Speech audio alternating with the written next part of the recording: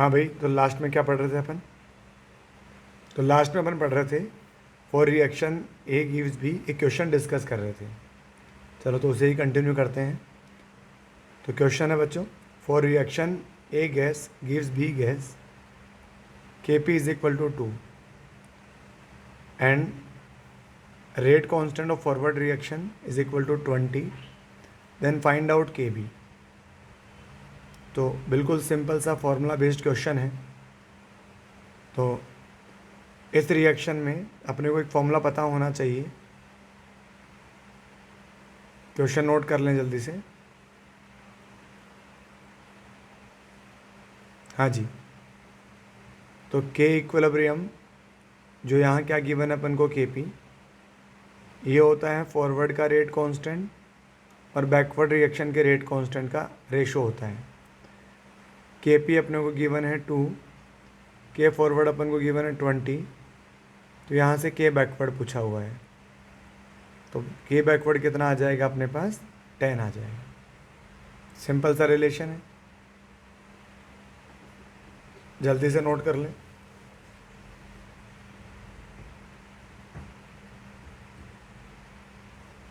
हो गया नोट? ठीक है, तो नेक्स्ट क्वेश्चन ट्राई करें। नेक्स्ट क्वेश्चन क्या है? For reaction a gas gives twice of B gas at 27 degree Celsius, Kp is equal to 20 atm. Find out value of Kc.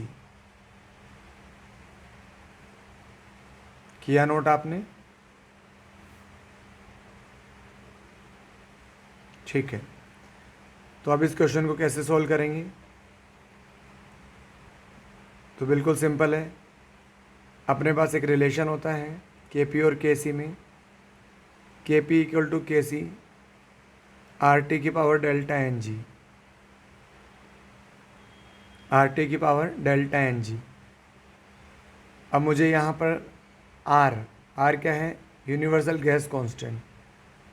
Are की 3 values होती है 0.0821 लीटर एटीएम,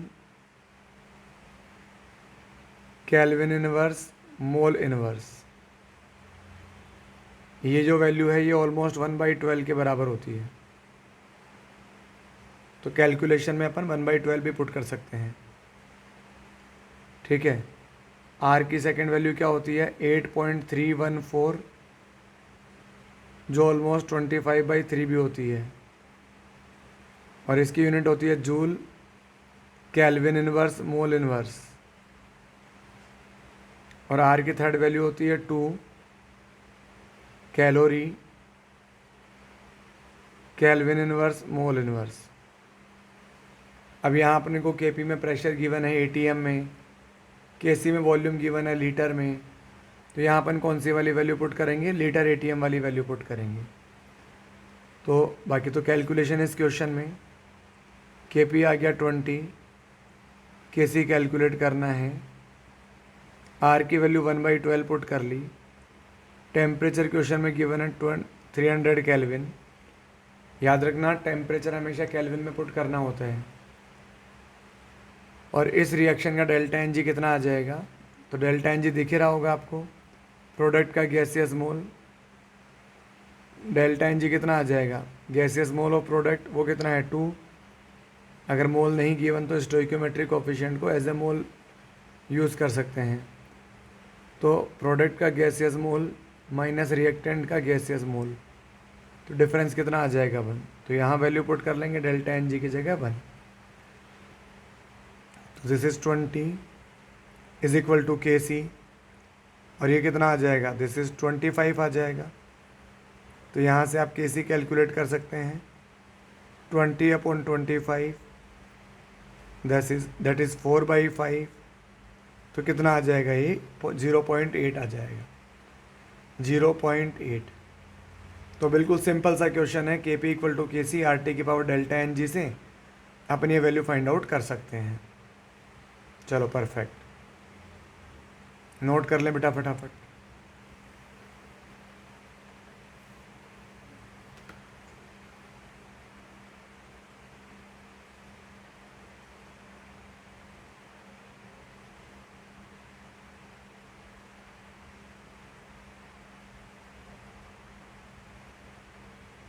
हो गया note?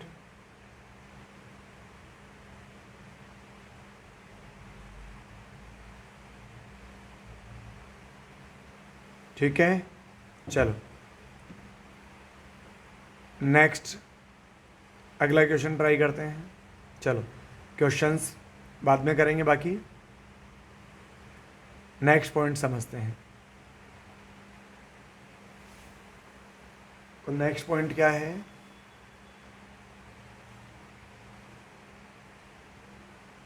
Next point लिखो, application of equilibrium constant. Application of equilibrium constant. हाँ भैया, इसमें समझ आ रही है बेटा? ठीक है, एप्लीकेशन ऑफ इक्विलिब्रियम कांस्टेंट। तो फर्स्ट पॉइंट है इसमें stability of reactant and product. पहले आप समझेंगे फिर आप नोट करेंगे। तो सामने देखें, ये एक रिएक्शन है, ए गैस गिव्स बी गैस। अगर इस रिएक्शन का अपन केसी लिखें तो इसका केसी आ जाएगा प्रोडक्ट की कंसंट्रेशन अपॉन रिएक्टेंट की कंसंट्रेशन।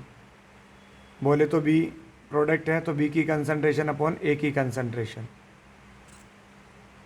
ठीक है, अब यहाँ पर देखो, अगर किसी रिएक्शन का केसी ज़्यादा है, इसका मतलब केसी प्रोडक्ट के डायरेक्टली प्रोपोर्शनल है। तो केसी ज़्यादा होगा, इट मीन्स प्रोडक्ट ज़्यादा होगा। और केसी जो है वो रिएक्टेंट के रेसिप्रोकल है। इट मीन्स अगर केसी ज़्यादा होगा तो रिएक्टेंट की कंसंट्रेशन कम होगी।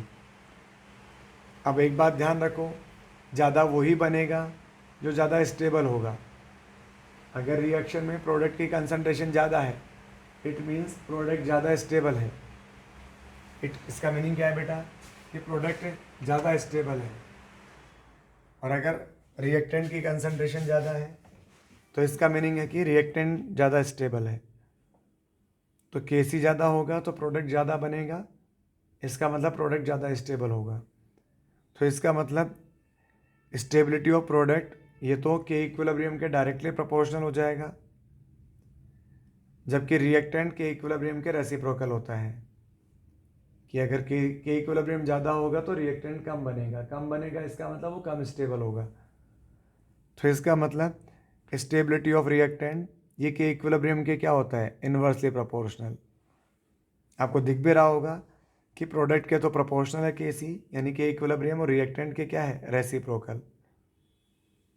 तो अगर मान लो दो रिएक्शन गिवन है, उनके के इक्विलिब्रियम गिवन है, और वहाँ से अपने से कंपेयर करवाना चाहे कि किसका प्रोडक्ट ज़्यादा स्टेबल है, किसका रिएक्टेंट ज़्यादा स्टेबल है, तो अपन वहाँ कंपेरेटिवली बता सकते हैं कि जिस रिएक्शन का के इक्विलिब्रियम ज़्यादा होगा वहाँ प्रोडक्ट ज़्यादा स्टेबल बनेगा। ठीक है, और जिसका के इक्विलिब्रियम कम है वहाँ रिएक्टेंट ज़्यादा स्टेबल होगा। ठीक है, जैसे एक क्वेश्चन है, find out order of stability of AO2 and BO2। अब ये रिएक्शन गिवन है, A plus O2 gives AO2, B plus O2 gives BO2। अब AO2 और BO2 क्या है?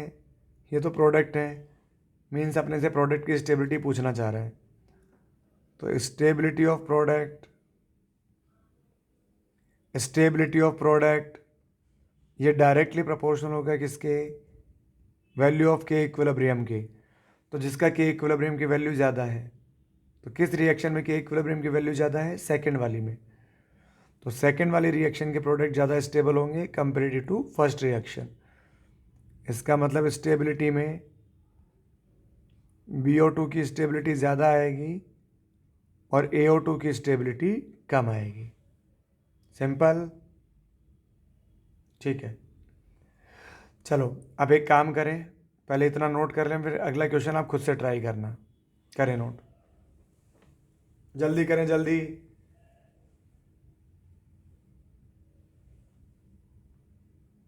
नोट करने में ज़्यादा टाइम नहीं लगाएं। किसी को 1% भी डाउट है तो ज़रूर पूछ ले।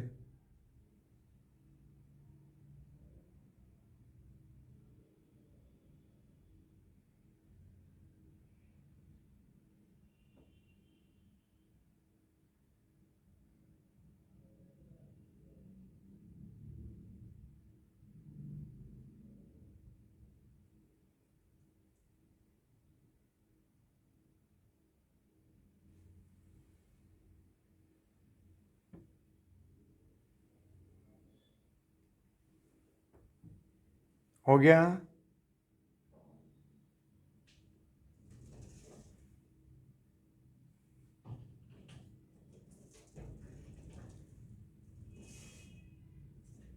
जल्दी से क्वेश्चन नोट करो बेटा।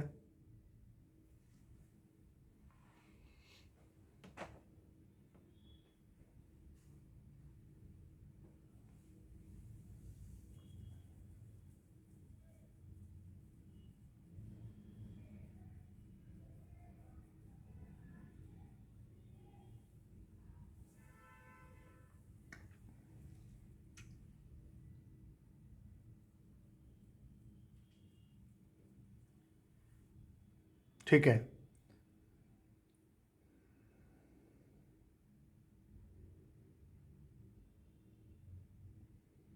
अब अगर ये क्वेश्चन नोट हो गया आपसे तो नेक्स्ट क्वेश्चन खुद से ट्राई करें।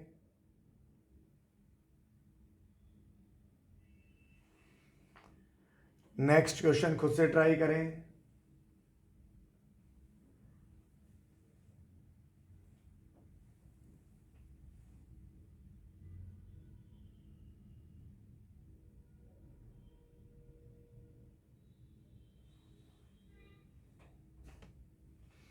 क्या है क्वेश्चन?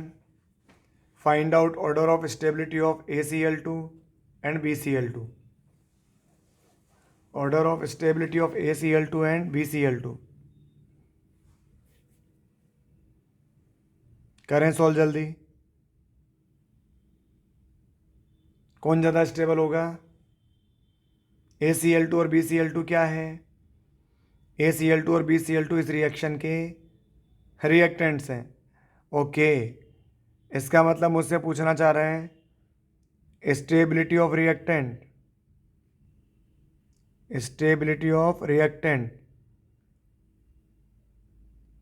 और रिएक्टेंट की जो स्टेबिलिटी है ये के इक्विलिब्रियम के क्या होती है? रेसिप्रोकल। सिंपल। तो जिसके के इक्विलिब्रियम की वैल्यू कम है वो ज़्यादा स्टेबल है। सिंपल है। तो ज़्यादा स्टेबिलिटी किसकी आएगी बच्चों? BCl2 की ज़्यादा आएगी ACl2 के कंपेयर में। BCl2 की स्टेबिलिटी ज़्यादा है क्योंकि BCl2 का इस रिएक्शन का के इक्विलिब्रियम कम, जिसका के इक्विलिब्रियम कम उसके रिएक्टेंट ज़्यादा स्टेबल। बहुत अच्छे, हो गया नोट? ठीक है, तो ये अपन ने फर्स्ट पॉइंट डिस्कस किया, that is stability of reactant and product. अब सेकंड पॉइंट डिस्कस करते हैं, एक्सटेंट ऑफ रिएक्शन। देखो बच्चों, लेट सपोज पहले अब बस हो गया नोट सबका। अब पेन पेन नीचे पहले समझो। लेट सपोज एक रिएक्शन है, ए गैस गिव्स बी गैस।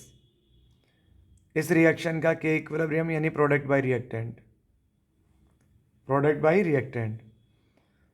तो अब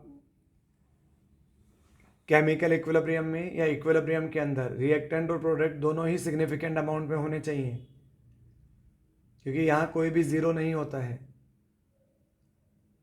इक्विलिब्रियम पर क्या होता है? रिएक्टेंट प्रोडक्ट में, रिएक्टेंट के प्रोडक्ट में कन्वर्ट होने की रेट और प्रोडक्ट के रिएक्टेंट में कन्वर्ट होने की रेट, यानी फॉरवर्ड और बैकवर्ड रिएक्शन की रेट क्या होती है? इक्वल होती है।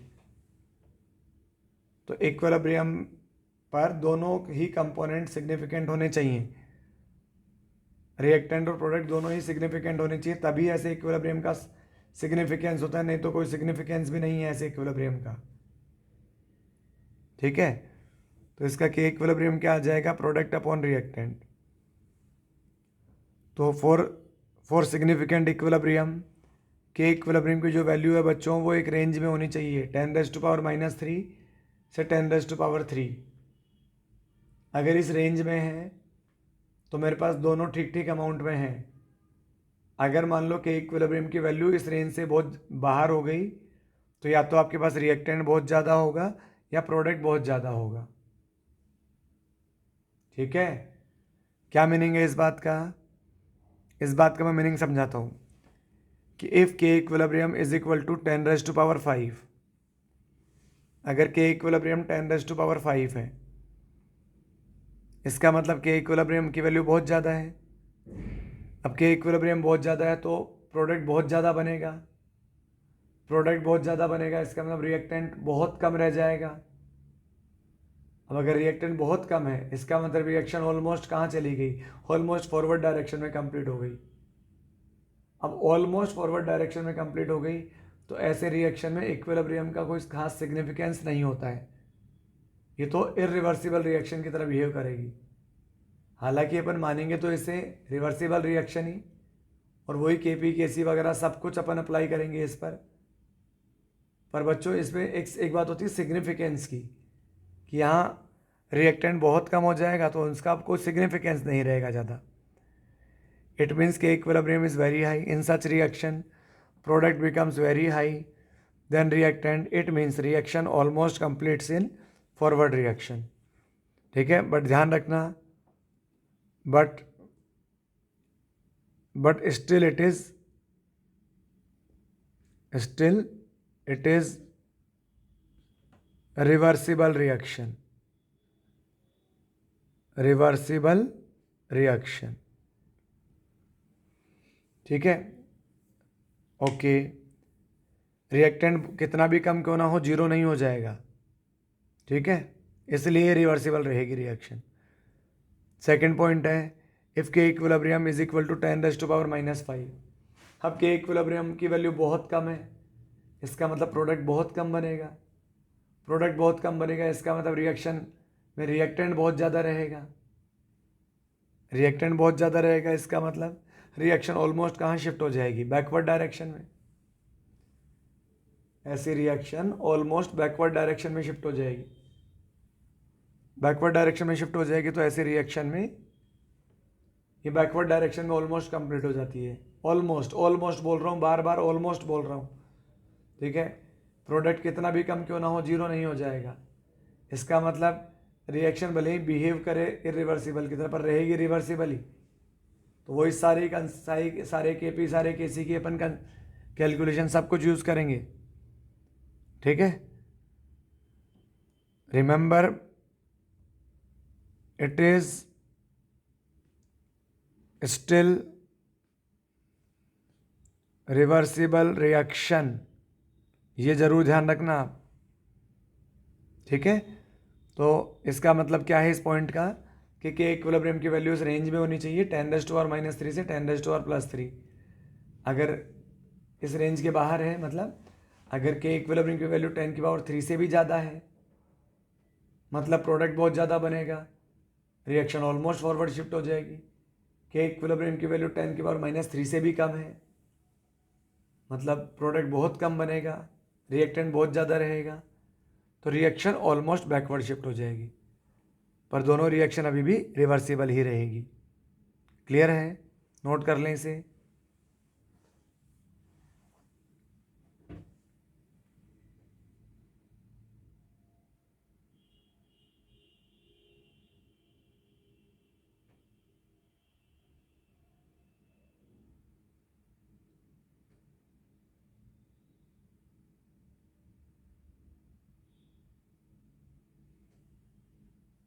करें, नोट करें बेटा जल्दी।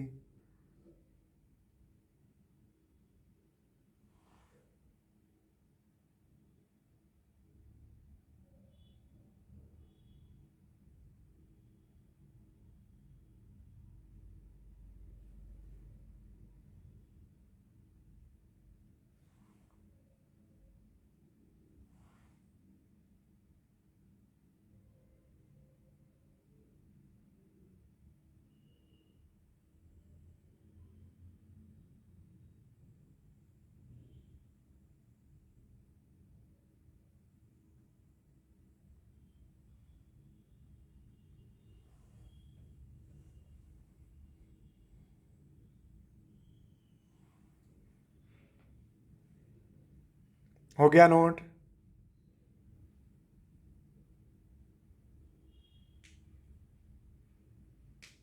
ठीक है, नेक्स्ट पॉइंट डिस्कस करते हैं। The next point is reaction quotient. Next point is reaction quotient. हो गया क्या? ठीक है, नेक्स्ट रिएक्शन, अगला पॉइंट है रिएक्शन क्वोशिएंट। अब देखो रिएक्शन क्वोशिएंट की जो कैलकुलेशंस है वो बिल्कुल वैसी ही होगी जैसी कि इक्विलिब्रियम की कैलकुलेशन होती है, बिल्कुल सिमिलर तरीके से कैलकुलेशन होगी। वही के इक्विलिब्रियम होता है प्रोडक्ट बाय रिएक्टेंट, वही के क्यू हो जाएगा प्रोडक्ट बाय रिएक्टेंट।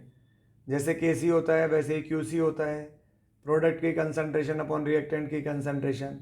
जैसे के पी होता है वैसे ही क्यू पी होता है, प्रोडक्ट का पार्शियल प्रेशर अपॉन रिएक्टेंट का पार्शियल प्रेशर। तो फिर दोनों में डिफरेंस क्या है? तो देखो डिफरेंस समझते हैं। पहले एक बात समझो, a gas gives twice of b gas, K c आ जाएगा वही product by reactant, Q c भी सेम आ जाएगा, के पी भी सेम आ जाएगा, क्यू पी भी सेम आ जाएगा। ठीक है, तो calculation of reaction quotient is same as calculation of K equilibrium. अब आप देखो in K p and K c pressure and concentration must be equilibrium pressure and concentration. इसका मतलब के पी और के सी में जो प्रेशर और कंसंट्रेशन पुट करते हैं वो इक्विलिब्रियम की होती है। किसकी होती है? इक्विलिब्रियम की। जबकि जबकि अगर अपन क्यूसी और क्यूपी की बात करेंगे तो वहाँ जो कंसंट्रेशन और प्रेशर पुट करते हैं वो किसी भी टाइम का हो सकता है, मतलब इक्विलिब्रियम का भी हो सकता है, उससे पहले का भी हो सकता है, उसके बाद का भी हो सकता है ना। इस तरह से मतलब इक्विलिब्रियम का हो भी सकता है और नहीं भी हो सकता। तो but in Q p and Q c pressure and concentration में belong to any time of reaction. अब एक बात का ध्यान रखना, मैंने कैरेक्टरिस्टिक्स में नोट करवाया था कि equilibrium is the most stable point. इसका मतलब रिएक्शन कहीं भी हो कहाँ आना चाहेगी? हमेशा इक्विलिब्रियम पर आना चाहेगी। रिएक्शन हमेशा इक्विलिब्रियम पर आना चाहेगी, याद रखना। रिएक्शन हमेशा इक्विलिब्रियम पर आना चाहेगी। ठीक है, हाँ जी।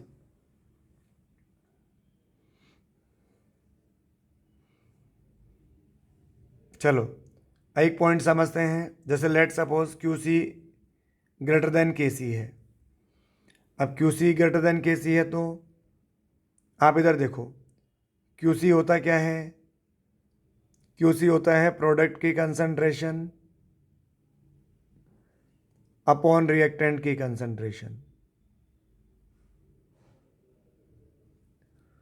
प्रोडक्ट अपॉन रिएक्टेंट की कंसंट्रेशन। अब अगर मान लो क्यू सी ज़्यादा है, क्यू सी ज़्यादा है इसका मतलब उस रिएक्शन का प्रोडक्ट ज़्यादा है। अब इक्विलिब्रियम मतलब स्टेबिलिटी कब आएगी? जब क्यू सी किसके बराबर हो जाए? के सी के बराबर हो जाए। मतलब क्यू सी अगर गलती से ज़्यादा हो गया, अगर क्यू सी गलती से ज़्यादा हो गया तो क्यू सी क्या चाहेगा? खुद को कम करना। तो क्यू सी खुद को कम कैसे करेगा? कम क्यों करना चाहेगा? ताकि वो किसी के इक्वल आ जाए। और जैसे ही किसी के इक्विलिब्रियम इक्वल आएगा तो मोस्ट स्टेबल कंडीशन आ जाएगी इक्विलिब्रियम। अब बताओ क्यू सी कम कैसे होगा? तो क्यू सी कम कैसे होगा? जब ऐसी इस रिएक्शन का प्रोडक्ट की कंसंट्रेशन कम हो जाए। क्यू सी क्या होता है? Product by reactant. अगर प्रोडक्ट कम हो जाएगा और रिएक्टेंट बढ़ जाएगा तो क्यू सी अपने आप कम हो जाएगा। ओके, इसका मतलब रिएक्शन कहाँ जाएगी? उस डायरेक्शन में जहाँ रिएक्टेंट इंक्रीज हो और प्रोडक्ट डिक्रीज हो। तो रिएक्टेंट कहाँ इंक्रीज होगा? कब इंक्रीज होगा? जब रिएक्शन कहाँ जाए? रिएक्टेंट तो पीछे की साइड होते हैं, इसका मतलब रिएक्शन बैकवर्ड शिफ्ट हो। समझ आई बात? नहीं नहीं, इस बात को एक बार दोबारा समझो कि क्यू सी की वैल्यू ज़्यादा है के सी से। अब क्यू सी ज़्यादा है तो यहाँ स्टेबिलिटी तो नहीं है, तो क्यू सी खुद को किसके इक्वल करना चाहेगा? के सी के इक्वल। अब क्यू सी ज़्यादा है तो क्या करना चाहेगा? खुद को कम करना चाहेगा। तो क्यू सी कम कैसे होगा? जब रिएक्टेंट की कंसंट्रेशन बढ़ेगी तो क्यू सी क्या हो जाएगा? कम हो जाएगा। यस और नो? तो रिएक्टेंट की कंसंट्रेशन इंक्रीज करने के लिए रिएक्शन को कहाँ शिफ्ट होना होगा? इस रिएक्शन को कहाँ शिफ्ट होना होगा? बैकवर्ड। तो बेटा क्यू सी जब ज़्यादा होता है तो reaction shift in backward direction. और क्यों शिफ्ट होती है? To achieve equilibrium. To achieve equilibrium. Equilibrium achieve करने के लिए रिएक्शन कहाँ जाएगी? बैकवर्ड डायरेक्शन में जाएगी। ठीक है, हाँ जी। चलो सेकंड पॉइंट डिस्कस करते हैं। अगर क्यूसी कम है केसी से, अब क्यूसी अगर कम है, मानो अगर क्यूसी कम है तो क्यूसी के केसी के इक्वल होने के लिए क्या करना चाहेगा? क्यूसी अभी तो कम है, तो क्यूसी खुद को इंक्रीज करना चाहेगा ताकि वो केसी के बराबर आ जाए, और जैसे दोनों इक्वल होंगे इक्विलिब्रियम आ जाएगा, मोस्ट स्टेबल कंडीशन आ जाएगी। तो राइट नाउ क्यूसी कम है तो क्यूसी क्या करना चाहेगा? खुद को इंक्रीज। क्यूसी इंक्रीज कब होगा? जब प्रोडक्ट इंक्रीज होगा तो क्यूसी अपने आप इंक्रीज हो जाएगा।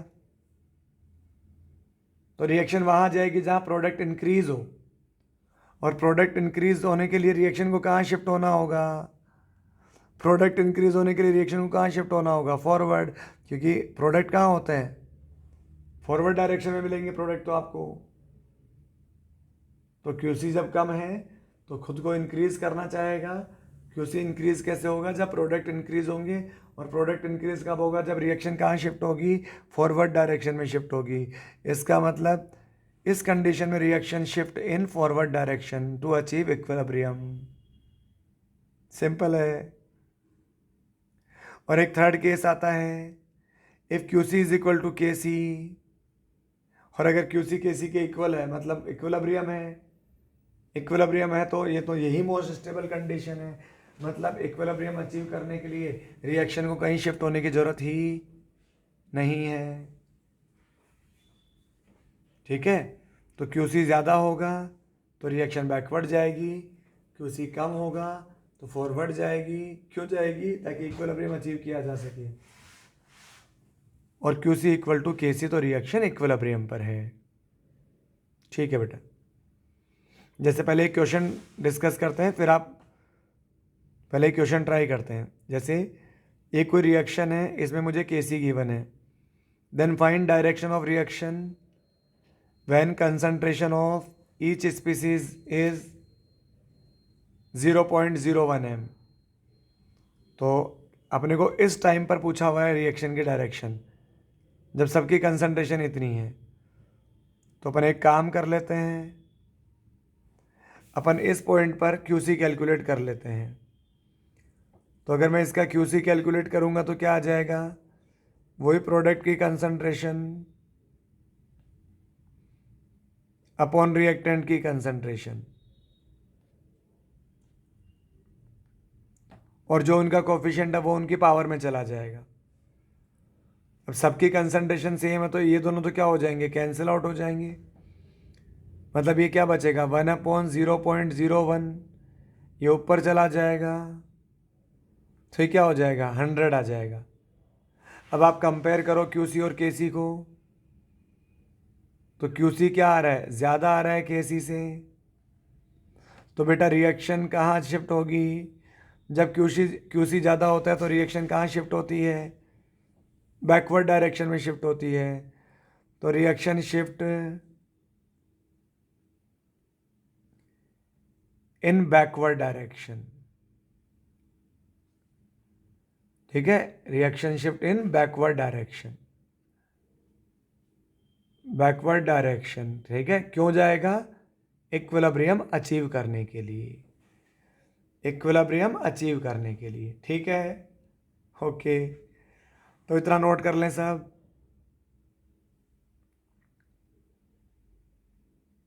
जल्दी से नोट कर लें बच्चों,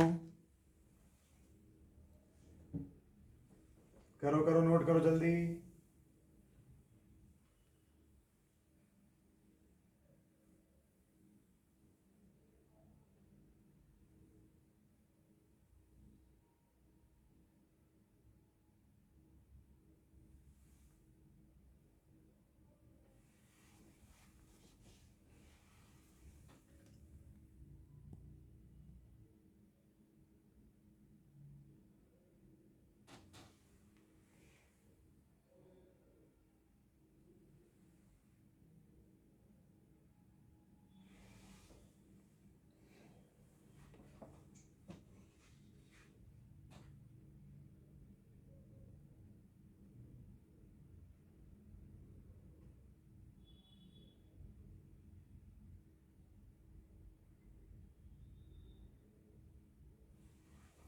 करें, नोट करें। जल्दी करें बेटा।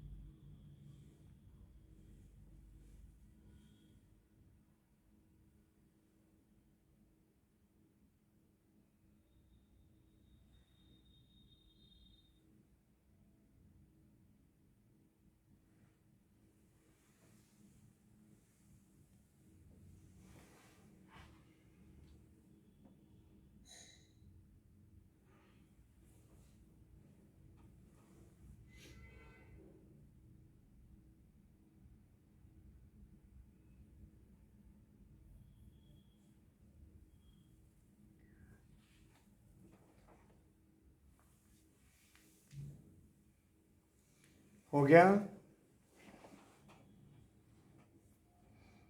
तो जैसे अपन ने क्यूसी को कंपेयर किया केसी से, ऐसे ही क्यूपी को कंपेयर कर सकते हैं केपी से और डिसाइड कर सकते हैं। क्यूसी ज़्यादा होगा रिएक्शन बैकवर्ड जाएगी, क्यूसी कम होगा केसी से रिएक्शन फॉरवर्ड जाएगी।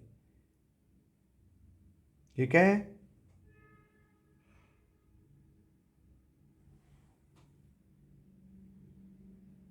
चलो, काफ़ी आज के लिए इतना।